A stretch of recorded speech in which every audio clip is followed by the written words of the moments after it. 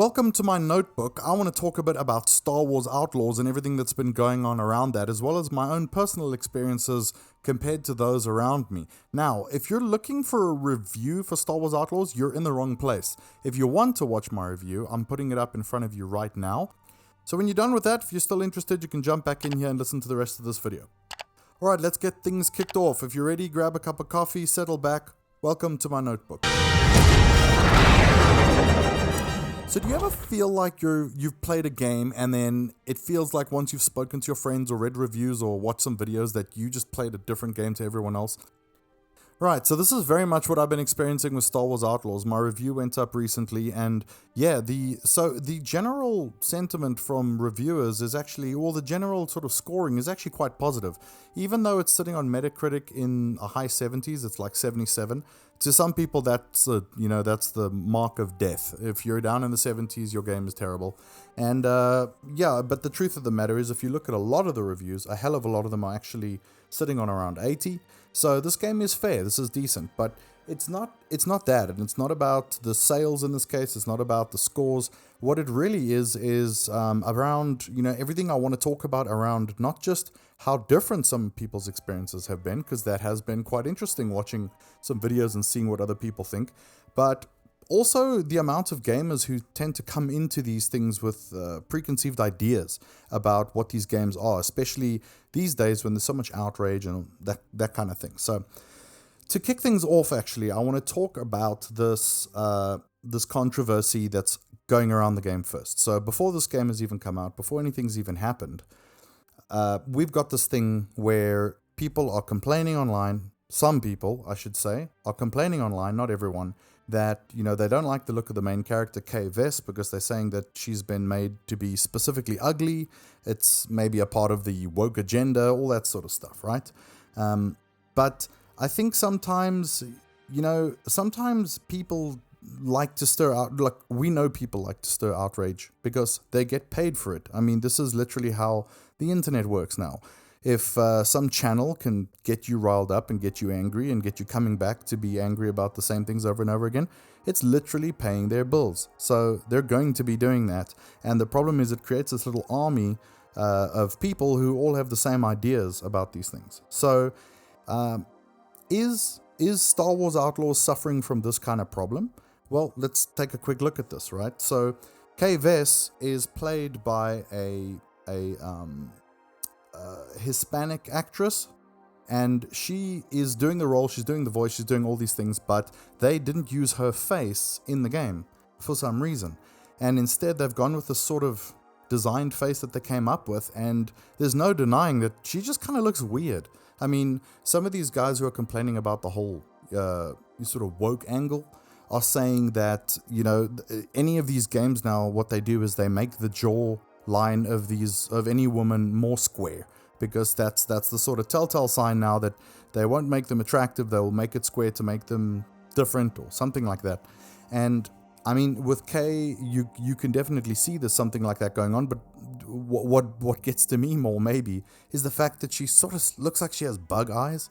Like I was saying before, I've said on Twitter that she reminds me a bit of like Mantis from Guardians of the Galaxy, who's got sort of just black bug eyes. And I mean, as a result, when I was playing the game, I actually jumped into photo mode and I took a photo of her and got some real good sunshine into her face. And the truth of the matter is as well, when the eyes light up, it just sort of like the human person comes out. So they've made some questionable decisions when it comes to her looks. And really, in the end of the day, what these people who are trying to push this message around are doing is they're going and they're finding footage and then they're pausing it at the exact right moment to make it look as bad as possible, and then saying, look how much they screwed up the game. Of course, and then linking and showing off games like The First Descendant, which I keep wanting to call The Last Descendant for some reason. I blame, I guess, The Last Starfighter. And they're showing off stuff like that, and they're saying, oh, look at this, and these games are doing well, and it's because they're not, playing into these agendas and everything. So I think what's happening here is that they're going out of their way to try and make the character look bad, which is kind of dumb, because to me, if you just take a decent picture of the character, you can still make your arguments quite well.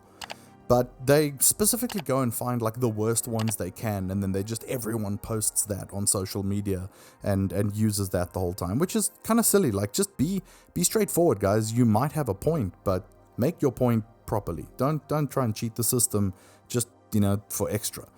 So, what's the point here? The point for me is, really, I just don't understand why they didn't use the original actress's face. We've seen this in so many different games, and we get really good performances out of people because they can go one-to-one also on animations. Now, look, I'm no expert on mocap and facial animations and all that stuff, but it just seems so much better to me that if they just stuck to the face models, number one, they can model it more accurately, and number two, they can probably match up the animations to the face a lot better as well, and that's why I think they're getting some of these weird animations when you play the game. So, on top of that, they've given her what a friend of mine referred to as the 90s Mortal Kombat movie Liu Kang haircut, which nearly killed me because that's so ridiculously accurate. And it's kind of sucky that it's not like Jedi Survivor or something where you can unlock a whole bunch of hairdos and beards and all that stuff like you can with Cal Kestis. Whereas here you could have maybe had something else like hairstyles, of course, but maybe a little bit more headgear, stuff like that you could have played around with. So there's nothing much like that to really customize things, more than just your clothes, and especially not the hair. I think, look, coming back into the look of Kay Vess and why they've gone for this sort of designed character, it seems to me, and I might be wrong, that they really tried to go for a certain sort of character aesthetic that harkens back to your sort of late 70s female movie heroes. It does sort of carry some of that vibe. But yeah, I still think that it was to the detriment of the overall experience because, you've got a character that you want people to spend a lot of time with, and now, they're kind of janky. They're not sort of all there. And it even reminds me of in Mass Effect, I always used to play the standard in the first game. From the first game onwards, I sort of stuck with him. But I played the first standard Commander Shepard, who was based on a real model. I forget his name now. It's Mark something, I think. But anyway, he's based on a real, like, Commander Shepard was based on a real model. So if you played the standard Commander Shepard, you had this, like, really well-modeled face with, like, really high-res textures and things like that. Whereas if you created your own Shepard, you had this sort of blotchy, weird, clay-looking face, which is just a downside or a byproduct of having a custom character creator. And again, this is like what I think we've got going on here. In Star Wars Battlefront 2's campaign, they also had an actress to play the lead, and they just put her in one-to-one, and she looked great. They did the same with Cal Kestis. We know they've done the same with many games. They did the same recently with Hellblade, and they did the same with Alan Wake 2. But, to give a bit of a counterpoint, let's look at something like The Last of Us, where you actually have Ellie, and you have Abby, and you have Joel, and you have a bunch of characters who aren't actually, using the likeness of their voice actors, and they maybe just proved that you could get this right if you do a much better job, and they just haven't done a job that's as good. And that's also what's going to happen when you have a very focused single-player sort of linear campaign rather than something that's big and open world. Anyway, that's enough about Kay. So if you want to pipe in, I'd really like to hear from you. So jump into the comments at this point as well and drop a comment about Kay Vess to tell me, what do you think about this whole ordeal? Do you think that she looks weird? Do you think that she looks completely fine? Because my problem isn't that she looks one way or the other in the way that a lot of these sort of comments are going around. They're saying, oh, she's not attractive enough, and others are saying she is, and that's besides the point for me. I think that just the problem is the way they've designed Kay Vess. She kind of looks strange. There's just something sort of unrealistic about her that comes out a bit weird. So yeah, let me know in the comments what you think about that, and I'm gonna move on to the next topic. Alright, so let's talk about the next topic, which is the Ubisoft effect on this game. So this game is a Ubisoft game, as you might know, and if you didn't know, Ubisoft is known for its big open worlds. You have games like Far Cry, Assassin's Creed, you've got the Ghost Recon Wildlands games, you've got a whole bunch of very big open world games. There's also Watch Dogs, which is something I referenced in the review that this reminded me of a little bit. So yeah, so we've got people who like to do big open worlds, and this is what this is. It's a big open world game. Now, right up front, they said that they weren't looking to make it the big bloated 200-hour type of games that they've done before with Assassin's Creed lately and things like that. So I was excited about that because I like open world, but I also don't want to do that. Like, I get bored of games like Assassin's Creed after a while because it just becomes, I'm just stuck there and I'm not a fan of grinding. So, when it comes to these games, some of the criticisms that have been put against this game are a lot of them are coming in this department. So there's questions about bloat, old game mechanics in the game that are really outdated and antiquated in a way.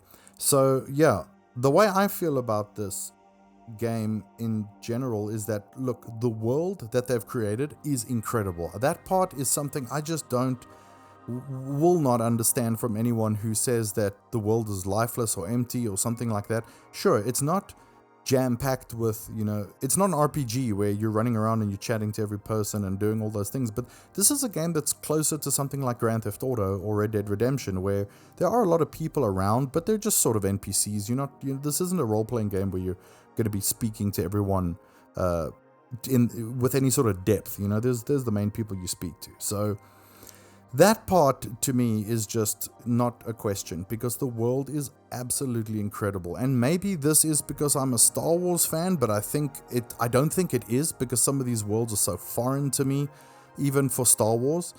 But I also think it might be because I'm the kind of person that gets very immersed in games based on their environment and their atmosphere and things like that.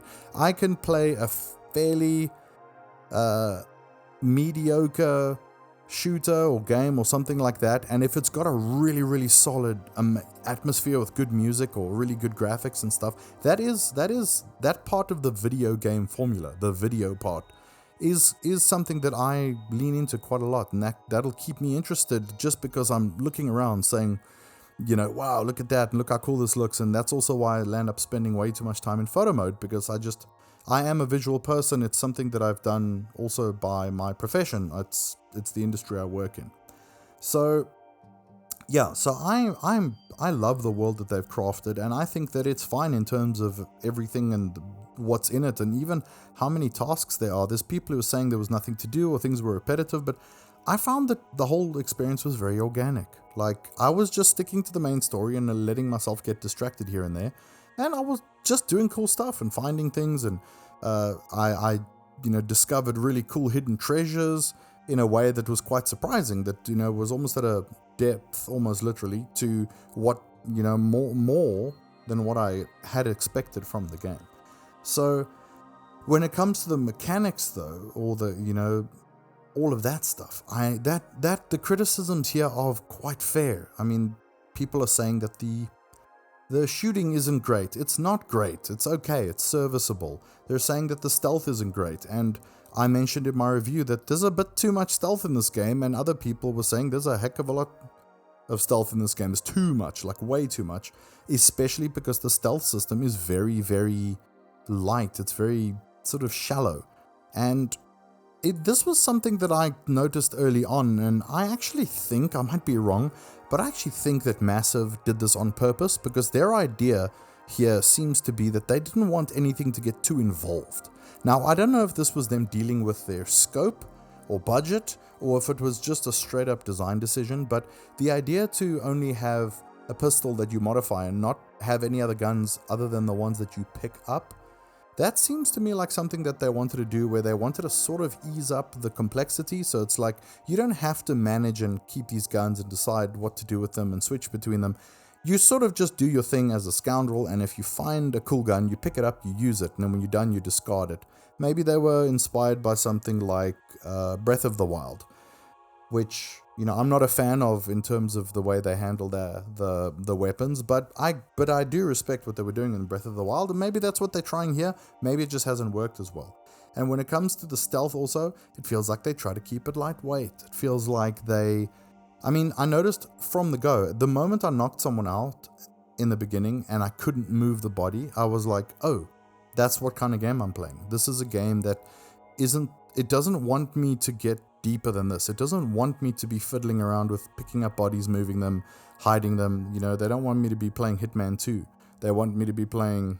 I don't know why I said 2 there specifically, but you get what I'm saying. They don't want me to be playing Hitman. They just want me to sort of move around, keep going, and sort of get through the area.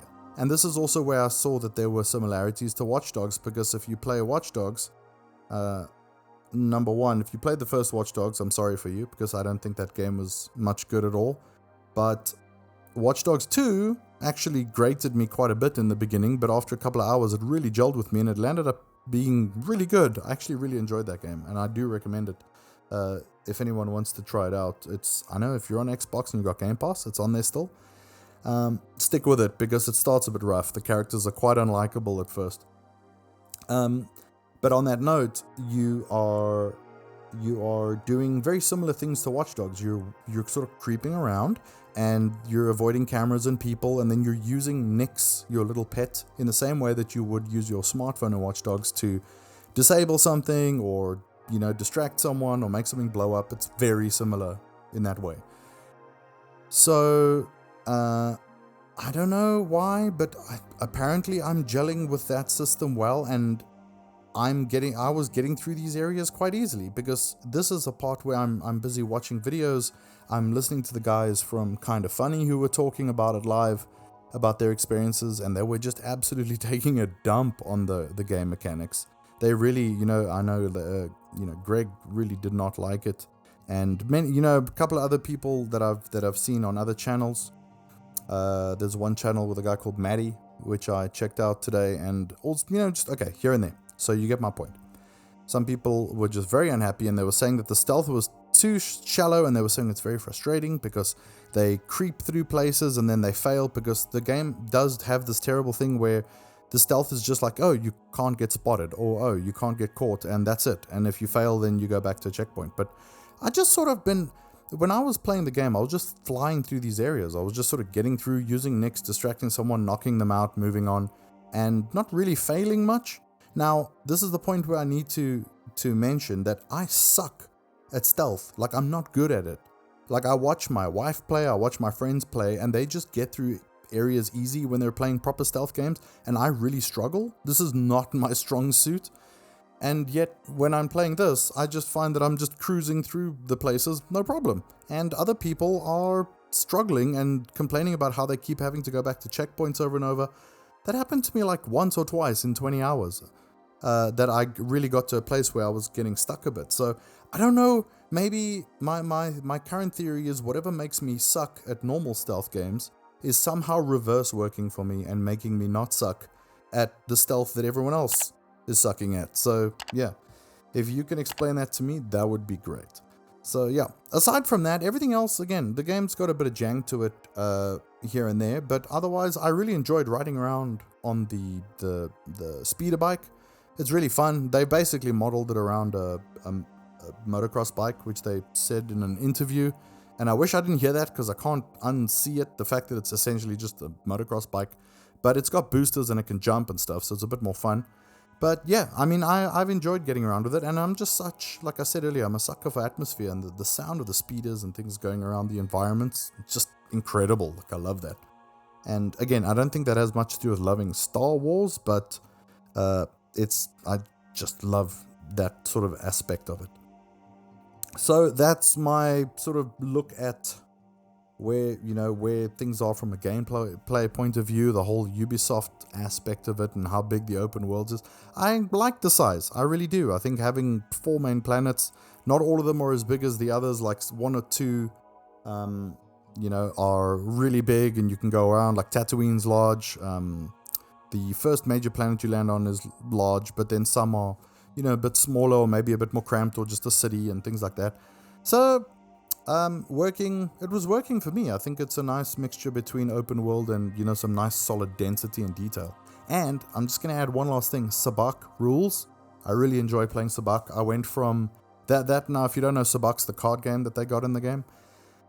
And I've never played Sabacc in any form, but I've known of it for years, ever since I played a Star Wars, it was a D6 pen and paper role-playing system. Me and a group played for about 2 years. when I was in college and just absolutely loved it. But so I've known about Sabak since back then, and the mentions in the movies, but never played it in a bit. Sabak in this game, I went from I don't want to have to learn this new system of something, just like I'm playing, like learning Gwent and things like that. And I never gelled with Gwent in The Witcher, by the way. But yeah, like 20 minutes later with Sabak, I was like hooked, and I didn't want to stop. So the Sabak has actually been pretty cool. I actually really enjoy it. Okay, but I'm going to ask you to do the same thing as before, which is, pause now or jump into the comments while I'm moving on to the next section, and just also leave me a comment if you want to chat a bit about what you think about the game, if you've played it in terms of the game mechanics, or what you've experienced with open world games before and what you like and dislike. I'd love to jump into the comments and chat with everyone. So yeah, hit me up there, and yeah, let's have a bit of a chat. Alright, so moving on, I'm going to chat a bit about the bugs problem in the game, the sort of jank and how polished it is at launch. Now, this was a big shock to me because many people don't understand what this feels like, but when you review a game and you get a code before release, it's very strange to play a game with completely fresh eyes and without having any, you're playing in isolation. You're not playing, all your buddies aren't playing everything. At best, you've maybe got a few other critic friends or journalists or content creators that you can maybe hit up in messages and be like, how's it going for you or whatever. But, when you get stuck or something happens, you sort of feel like it's on you. And this also gives you a bit more of that shock when the reviews come out. You don't know what everyone else is going to say. So the embargo lifts, you drop your review and suddenly you're way off the mark, or you're surprised that everyone thought exactly what you did, whatever it is. One of the things that really surprised me was polish and bugs, because in my review I even said I am so surprised at how polished this game actually is, considering it's a big open world game, and I'm even playing a pre-release version of it. Like it doesn't even have its day one patch yet. Only to have the game the reviews come out, and I'm reading all these reviews and people are saying that they're having major issues. They're having, in some cases, the game's crashing a bunch. They're having problems falling through the floor. Or there's a clip I saw online of someone doing a stealth takedown and their character just teleporting across the whole outpost to another area and it causing a big fight. And I'm looking at this stuff and I'm thinking, what the hell? Like, I haven't had any of these problems at all. Now, I'm playing on Xbox Series X, which is... I'm in the minority here for sure, because most people are playing this on PS5 or on PC. Now, PC I can understand in terms of bugs and things. It's always normally the worst, because there's just so many configurations. There's just so much opportunity for things to go wrong. But PS5, that's pretty, that goes hand in hand with the Xbox. So I would expect that to be about the same. And not only that, I mean, the PS5 is the bigger install base. You've got the much bigger market there. You're going to want to have the PS5 gamers happy. And if you're going to upset anyone, upset the Xbox gamers, because there's a whole lot less of them. So, yeah, I was completely sort of, taken aback by the fact that people were just complaining about all the bugs and the problems and everything. And I mean, I said it in my review. I've had a few animations where people in cutscenes sort of are in the wrong place and then they go into the right place, or maybe sliding down a hill and the animation of you falling or sliding didn't kick in, so your character just sort of stands on the way down. That kind of stuff. But I mean, that's it. Like, nothing major. And then to make things even worse, here's me feeling like a complete doofus because I'm telling everyone, well, that didn't happen to me. Which is only fueling the fires worse when the comment section has people coming in to all tell me that Ubisoft has apparently come to my side of the world, found my little account and paid me a whole bunch of money to say that this game is good. When, and I'm saying, yeah, well, I'm not having the bugs. Sorry, I don't know what to tell you. Maybe it's an Xbox thing. And now, even worse, a patch comes out and I'm like, oh cool, that'll fix things, that'll get this game really up to spec and all the PS5 gamers will probably be happy.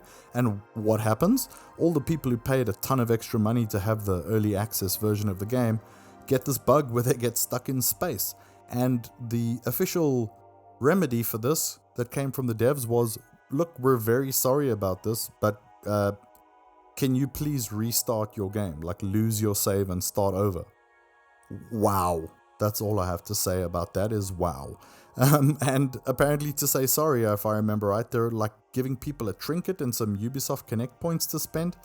That's not gonna cut it, man. These people have spent a lot of money to get your deluxe versions or whatever and to get it early and early access. Guys, please, I'm sure you've heard this a million times, but hear it again one more time, please. I don't want to preach, but please don't pre-order. Don't pre-order anything, ever. Just don't do it. As a reviewer and as working before as a game journalist, if you play things early, these days you are playing a broken version of things. They get fixed later. If you wait a little bit, they go on sale and they are fixed by the time they're on sale. Don't pay extra to be someone's beta tester, because that is what happens. So that's why even in my review, I didn't recommend this game day one for full price. I said, you know what, if you want to play this, get a month sub of Ubisoft Plus and play. I was having a good experience. I wasn't having bugs, so I said, go ahead. That's a good way to play, and I'll stand by that. But going and pre-ordering, I mean, they're not running out of stock anytime soon, and as far as I can tell, there isn't any big incentive other than to play the game early, which means you're playing a game that's maybe and very likely these days broken. So yeah, don't do it. I mean, I pre-ordered a few games way back, only because at the time when we were buying physically, the price was legit like a good chunk cheaper if we pre-ordered. I remember at the time it was, you'd get like a 15% price difference or something if you pre-ordered. So then it was, it was okay, worth it. And also we weren't in the period that we're in now, where if you play something new now, you're playing something, it's just become the standard. They release games broken and then they fix them as they go. And it's a really horrible state of the industry that's happening now. And especially on Microsoft's side, boy, they are just so guilty of this lately. Halo and Forza and who knows what else. Release it broken, fix it later. Like I said, if you buy it later, it's gonna be fixed and it's gonna be cheap. So just keep that in mind. Right, so I'm gonna move on for the bugs now. You can also tell me in the comments if you've had any issues with bugs, because I continue to like jump in the game and mess around, and I just really am just running into almost none. So, anything I do run into is like small little things, like a visual problem here and there, but that's about it. Cool, so on to the last topic of vocal. I want to talk about some of these vocal gamers. I mentioned them earlier. These people are just, these are people who are coming into comments and things. They're actually actively looking for good reviews so that they can go and complain about them. At the same time, if they like a game or they want it to succeed, they'll go and look for bad games or bad reviews, and they'll go and complain about the bad review as well. Paid to make it look good, paid to make it look bad. You know how it goes. So, there isn't, I mentioned this earlier, and there isn't too much to say about this, but, again, it's just so worth noting that we now live in an era where there are bad actors out there. There are people that are legitimately, this isn't like a conspiracy theory or something like that. There are content creators that are making money by keeping outrage nice and high. We have a situation where there is, I'm not actually going to bother to name account names, not like my channel's going to matter in the conversation, but I've seen instances lately where accounts that have tons of people following them get mixed up in a little bit of an online feud with someone else, and they get called out where someone says, we met once in person, or we met before in person, and when we were talking in person, you admitted to me right there that you often say things you don't believe because it pays the bills. And guys, that's just the way things are these days. Whether if you jump on social media, you see people pick a team and then they just stick to that team. It doesn't matter if it's politics or games or what else it is these days. Tribalism is happening. People are putting themselves in these little groups, and then the tribes like to fight.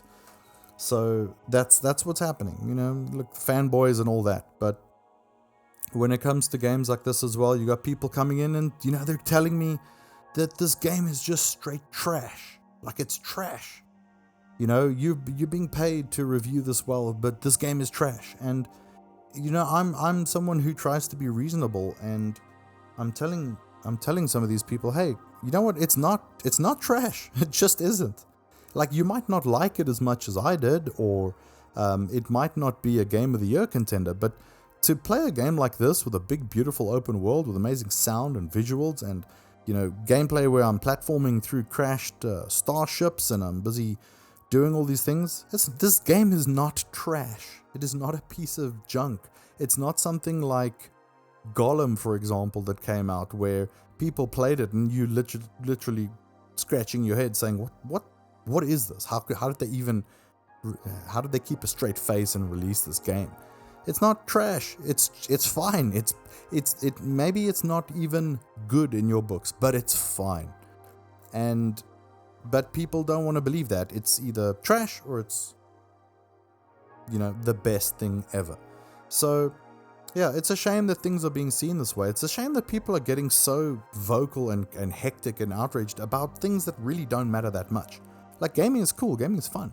And I can understand people getting so riled up about politics and things like that, but man, this is just like a game, and now because some guy told you that the game's crap because the woman in it's not attractive enough for you. Like, you're really gonna go now and make that your personality for a month and a half or 2 months and go and, shout at everyone who says otherwise. Like, come on, guys. We can do better than that. And, the truth of the matter is, I believe a lot of people who are feeling that way generally tend to just outgrow it. But as they're outgrowing it and leaving, there's, the newer ones arriving. And the channels that are causing all the trouble, they're sitting there all along, just, counting the money. So, yeah, just keep that in mind. I mean, I don't need to tell you, you know these things probably, but it's worth always just remembering that's how it is. So yeah, so my final thoughts on all of this is just really that, Star Wars Outlaws, I had a very strange experience. I played this game, I thought, wow, this is awesome. I think everyone's going to really like this. Star Wars has been pretty crappy lately. There's, I haven't really been gelling with the shows like many other people. The movies, the sequels were very, divisive, and I know people who are longtime fans who just stopped watching Star Wars completely after that. They just don't care about it anymore. And even my outlook on it has really taken a dive, which is unfortunate. But, Star Wars Jedi Survivor was so damn good. If you haven't seen it, please go watch my review if you can as well. That game is so damn good. It landed up being my personal game of the year choice. Not because it was the best game of the year, but man, it blew me away. Like, I wasn't expecting that game to be so good. And then I played it and I was like, this is everything I want from a video game. But again, another game that was also sort of plagued by some jank up front, and it still is on PC apparently. Not great. They really have to sort that stuff out. But yeah, my point is, Star Wars isn't in a great place now. And I thought, well, this is cool. This is another win. The Acolyte just got cancelled, so there's a whole bunch of people having a conversation on that side, and it's similar things, right? People are saying, no, it's because of racism, and no, it's just because it's bad writing or bad show, or it's, budget, it's all these things. I don't have to take a stance on these things in a video or a discussion like this, because you've heard it all before. You know how it goes. And yeah, on the one side you got the people saying, oh, it's because of, bigots and all the rest, and the other side they're saying, no, it's bad writing, it's just a bad show. Yeah, and yeah, I tell you something, in the middle there's a bunch of fat cats who just care about dollar bills, y'all. So yeah, I'm gonna end this up just by saying, you know what, Star Wars Outlaws has a lot of things that are worthy of criticizing. A lot of the criticism is valid. A lot of the things that, like the guys on Kinda Funny, for example, said, they really were quite bitter about some of the things because they wanted to like the game. But what they're saying is valid. A lot of that stuff is valid, even if they're leaning harder towards really disliking it. For me, again, I played this in isolation. I thought, well, this is awesome. I think this is going to be great. It came out and not everyone felt the same way. It happens, I guess. What I will say is, though, I think that this game is plagued a little bit by the perception of Ubisoft games. I think it's plagued a bit by all of this discourse going around, with the state of Star Wars, with these people online who are causing a whole bunch of fuss about this, any nonsense to do with, race or, all this stuff. It's so much. There's so much. But what I will say is that I believe that history will be kind to this game. I believe that maybe they can fix it up a little bit in a certain way. I don't think they're going to fix the major things that people might not like. I would have loved to still see the actual actress modeled into the game, which I'm sure someone will do in like a PC mod or something. But I would love to see that because she seems great as well. I just don't know why they didn't put her in. She seems super interesting and likable and everything. So, what was wrong with that? But yeah, I think history will be kind to this game, sort of in the same way that it has been to games like Mad Max. And even games like Mafia 3 that I still haven't played. I remember when it came out, the reviews were not kind and they said, this isn't really good. But over time, when I speak to people, I always hear people say, that game isn't perfect or whatever, but man, I actually really liked it. Or there was stuff about it I really liked. And I think this is going to potentially, maybe I'm completely wrong. Maybe this game just gets lost in time like immediately. But I have a feeling like when some of the people who aren't bothering with it will eventually try it, or it'll come to Game Pass, or it'll go on sale or something like that, and people are going to play it and go, hang on, what was the problem with this again? Like, what were people saying was such a big deal? This is kind of cool. Like, this game's fun. Like, I enjoy running around. I enjoy the environment and all of the stuff that comes with it. So, yeah, that's my thought. Thank you if you're still listening. I know this has been a very long one, and I just get, I do these notebooks because creating proper reviews and videos is actually a lot of hard work and late nights on editing and things like that. So this is just something that I can enjoy for myself. It's a selfish little project, and I get to just sort of chat regardless of if anyone's even listening, because it's nice to just chat about this stuff. So to everyone who's still here, thank you very much. I really appreciate it. I hope that you enjoy whatever you're playing, and I also hope that you drop some comments and let me know what you're thinking so that we can have a bit of a chat about it there. Thanks again. This has been my notebook. I'll see you soon.